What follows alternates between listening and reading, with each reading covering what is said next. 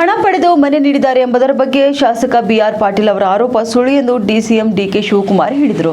ಇನ್ನು ಕನಕಪುರದಲ್ಲಿ ಮಾಧ್ಯಮರೊಂದಿಗೆ ಮಾತನಾಡಿದ ಅವರು, ಯಾರೋ ಒಬ್ಬ ಹೇಳಿದರೆ ಇದೆಲ್ಲವೂ ಆಗ್ತದೆಯೇ, ನಾನು ಅಥವಾ ನೀವು ಒಂದು ಗ್ರಾಮ ಸಭೆಯಲ್ಲಿ ಮನೆ ಕೇಳಿದ ತಕ್ಷಣ ಕೊಡಲು ಆಗ್ತದೆಯೇ ಎಂದು ಪ್ರಶ್ನೆ ಮಾಡಿದರು. ಇನ್ನು ಮನೆ ನೀಡಲು ತೀರ್ಮಾನ ಮಾಡುವವರು ಗ್ರಾಮ ಪಂಚಾಯಿತಿ, ಮುನ್ಸಿಪಾಲಿಟಿ ಸೇರಿದಂತೆ ಎಲ್ಲೆಲ್ಲಿ ಮನೆ ನೀಡಬೇಕೋ ಆಯಾ ಸ್ಥಳೀಯ ಸಂಸ್ಥೆಗಳು ತೀರ್ಮಾನ ಮಾಡ್ತವೆ. ಇನ್ನು ನಾವು ತೀರ್ಮಾನ ಮಾಡಲು ಆಗ್ತದೆಯೇ? ಇನ್ನು ಬಿಆರ್ ಪಾಟೀಲ್ ಅವರಿಗೆ ಪೂರ್ಣ ಮಾಹಿತಿ ತಿಳಿದಿದೆಯೋ ಇಲ್ಲವೋ ಗೊತ್ತಿಲ್ಲ.